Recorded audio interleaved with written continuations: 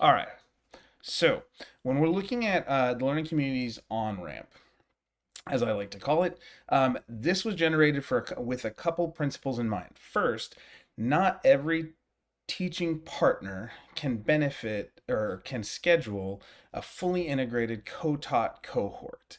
And both in my institution and often in the national framing of learning communities, the fully content integrated, co-taught, cohort-based model is the epitome, the best practice, the most excellent way when it comes to learning communities. And sometimes that particular model gets so focused on that we forget that there are versions of this to get at least some of the partial benefits in either orientation of this.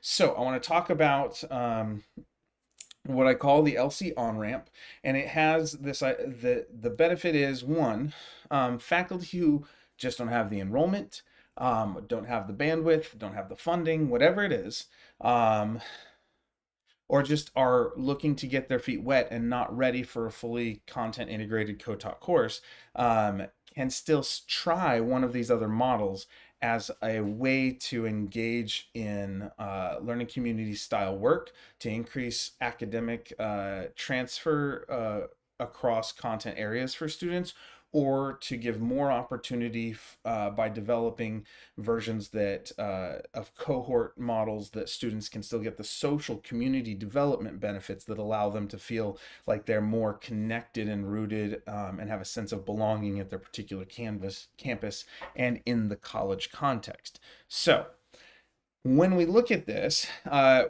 learning communities generally have those two frames, those two value sets we want to think about.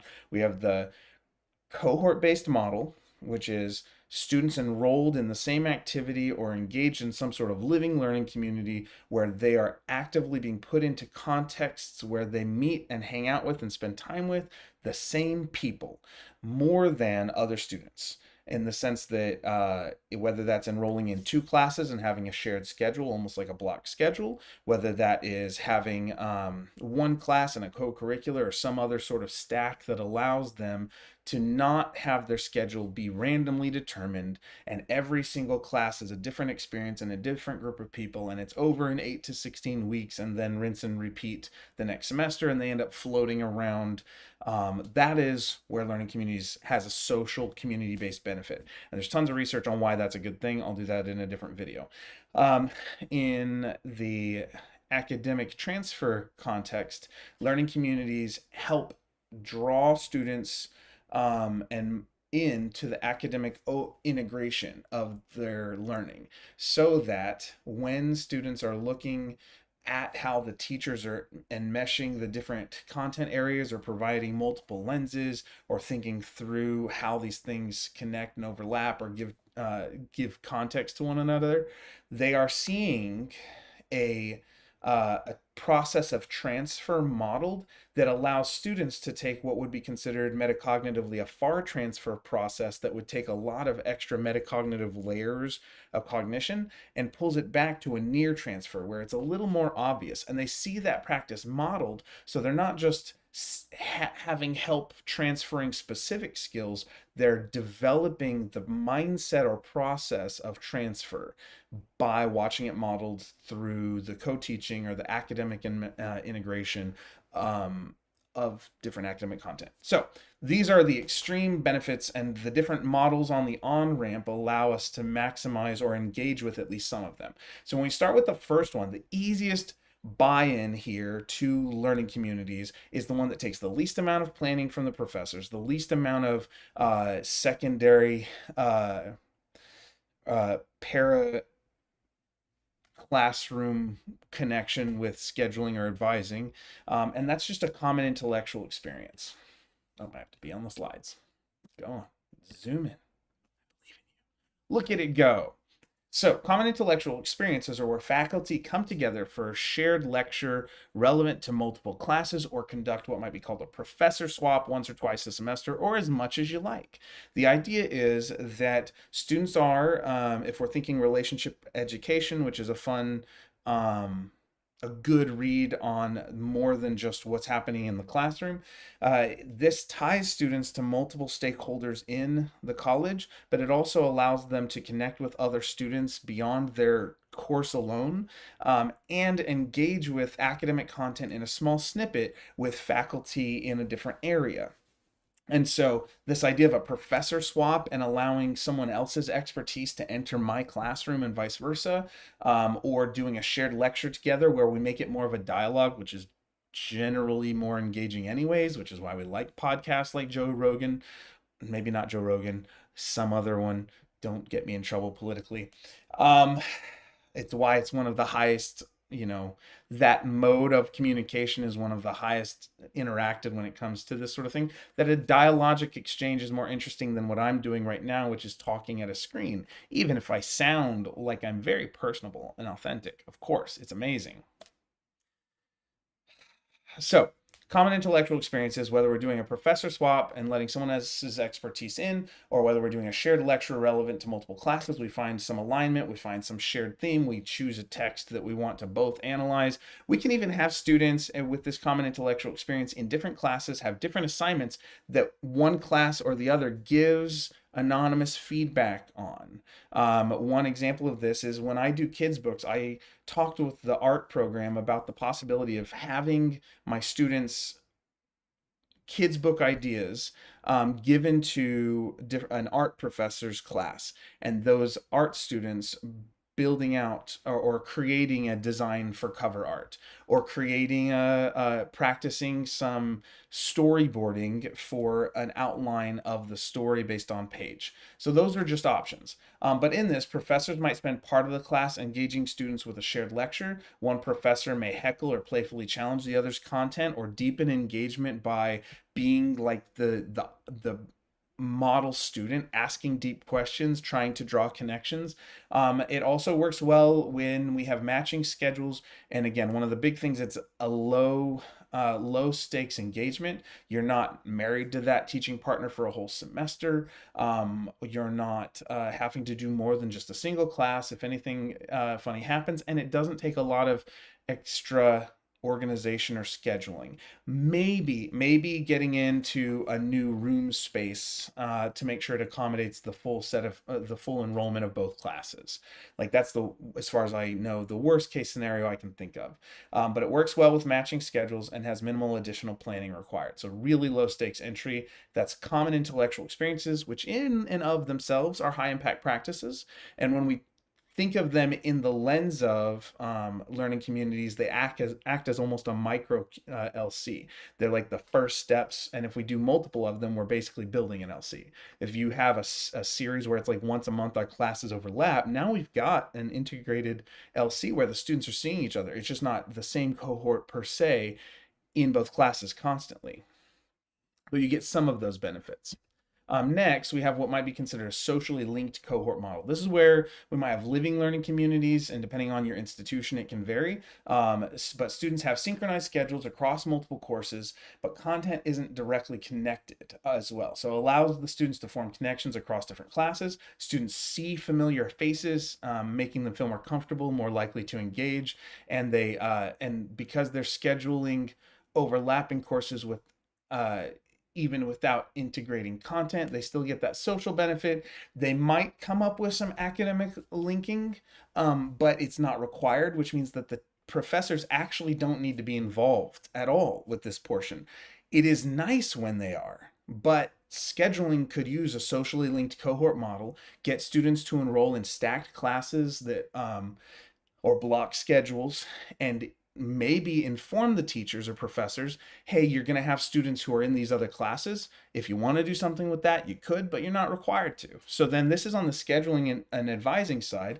Can we line up student schedules so that it's anything less than random, right? Or anything better than a random course selection that fits the student's schedule? Because sometimes they might have a variety of options they could choose, and one student chooses one kind of at random and another student chooses another kind of at random, and if they just had the same classes, they might be that much more likely to draw and create the bond there. So socially linked cohort model, we enhance community, without putting a burden on professors. It does require some enrollment building and some scheduling, enrollment advising and scheduling.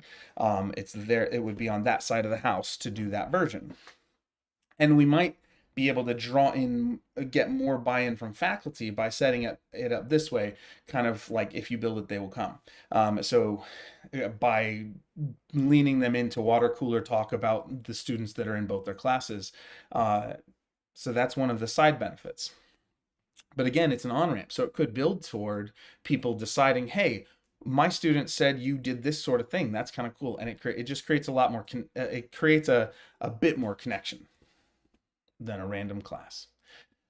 We also have what I like to call pocket LCs. Now, this is a not tested in this context model, but it's a partial cohort. And so at CGC, it's kind of like how we would do honors sections, where right now, if you've got a course cap of 25, and 5 of those seats might be dedicated to just honors students, and they enroll in that separately.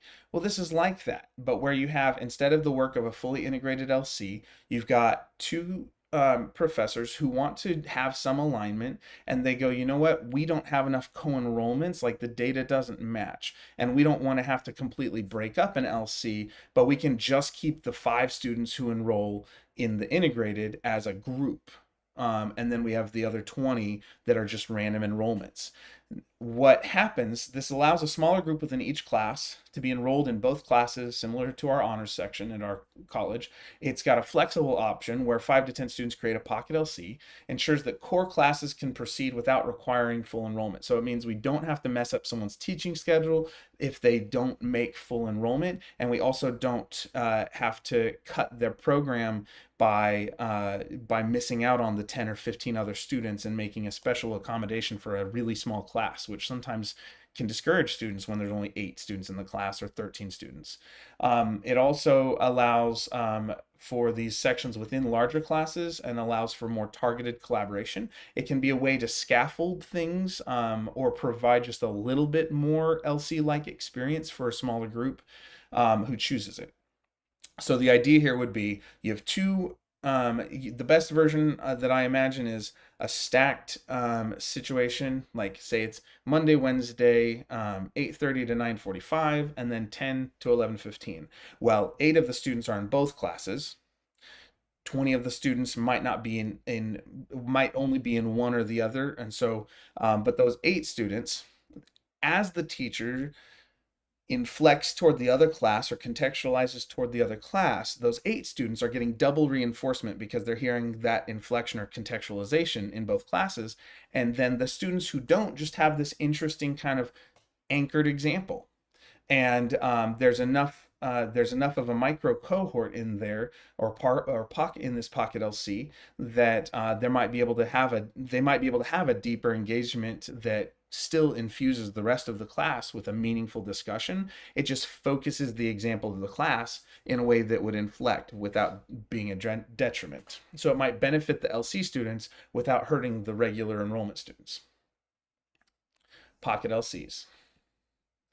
Then we go into the almost best practice, I guess, or the almost golden version. This is a contextualized linked cohort LC.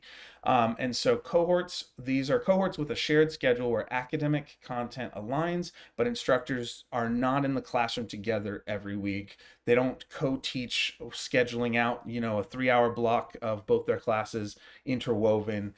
So they're allowed to have a little bit of independence, a little more independence of teaching, a little more independence of grading.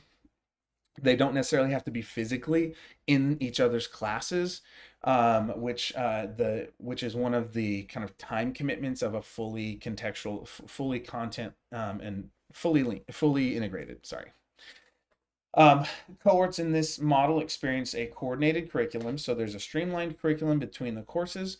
The teachers usually plan and align major projects so they don't show up on the same week and double burden the students one week and then have them have a really light week another. Students also benefit from seeing similar concepts in different contexts. So this is where there is integration of content, just not the co-teaching of it in the class. instructors can align the content for smoother, complementary learning without joint teaching. And so this allows us to get the social benefits where students are in the same classes for 3 hours, but the teacher's only there their normal teaching time.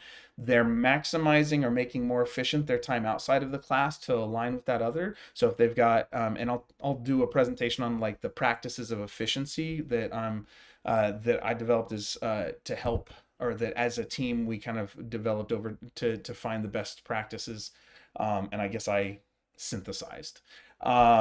Then students, so when we're looking at that, I'll do that in another time. But there are these things that can happen outside the class without the teacher needing the full requirement of a 3 hour block of time or whatever it is for the two classes, and co-teaching and going back and forth, and instead it allows for a little more flexibility of schedule, and still students get the transfer benefits and the social benefits that we see. The last one, the golden model, fully content integrated co-taught cohort. So this means that the LC model has both instructors collaborating closely, typically with larger enrollments, though that's not required actually, and it really depends on your institutional context. There was a season where our context required, where if we were going to get paid a certain way, like double loaded or increased level of pay, we had to have at least 32 students for mainstream courses or 28 students for developmental, but that's no longer the situation at our institution anyways. So these sorts of models can vary, but fully co-taught, fully content integrated LC model, both instructors collaborating closely, not necessarily with larger enrollments. Instructors might team teach, or they might alternate roles within a shared class space, but they're both present most of the time or all of the time, and they have a high level of coordination where both instructors contribute to a unified learning experience. And so this is where we get the if it's a Monday, Wednesday, 8:30 to 9:45, and then 10 to 11:15 course, both teachers are there for the whole window of time, the 3 hours or so, 2.5 hours, and they don't necessarily bifurcate by section or time window that the schedule says, because they have the same students in both classes, the same teachers the whole time, and they maximize the learning in that time by possibly sometimes breaking it down into 15 or 20-minute chunks of time, or allowing a 5-minute break where one instructor contextualizes the other or heckles the other a little bit, but on purpose, or provides the model to student. And this is just happening on a daily basis in class. It tends to lead to a lot more conversation built classroom. And sometimes, like when I've taught with writing or chemistry, sometimes it allows space to not let the students get fatigued in classes that make them feel like there's a lot of input happening or a lot of information being delivered, and it gives them a chance to break and switch to the other to another task and come back. And so you can really maximize student learning by doing that. Instructors might team teach or alternate roles. There's a high level of coordination where both instructors contribute. Yeah. And then they don't have to, but they often will have a shared Canvas shell or hybrid synchronous, asynchronous setups for in-depth collaboration. So in fully integrated, it's not uncommon to have a shared gradebook, a shared Canvas shell or LMS shell, shared assignments, including overlapping rubrics, to name a few, along with the in-class time. It's not required, but it can symbolize or show students the fuller integration, and allow you to maximize some efficiencies between the two classes or between the two instructors, depending on what their strength is. But that, without going into too much detail, wrong sides. So that is the LC Onramp that allows teachers to and institutions to find the model that fits their institution best, and fits the particular context, the teachers, and the cohorts or programs most effectively. And so it's really trying to, I don't know if right sizing is the word, but really just trying to find the model of best fit. Not all programs can sustain a fully content integrated cohort. Not all courses have a shared enrollment overlap, and sometimes just one common intellectual experience between two professors in very seemingly disparate fields can be enough to spark students in a whole different trajectory of understanding. And so I encourage you to find your way into some form of this, because the benefits of either social or academic enhancement are worth it. I will say, at our institution, we just checked our CGCC data, and compared to regular enrollments, our LC program has generally roughly 4.5% more completion, success to degree. And we usually have, depending on the course, anywhere from 5 to 15% higher semester to semester and year to year retention and persistence. That's not uncommon if you look at national research. So anywhere you can pull on any of the benefits that learning communities have is going to enhance your program. It's I don't want it, yeah, it's kind of hard to break it. If you increase the social side of things, or you confuse myself. If you increase the social side of things, or increase the academic transfer, that these things can happen.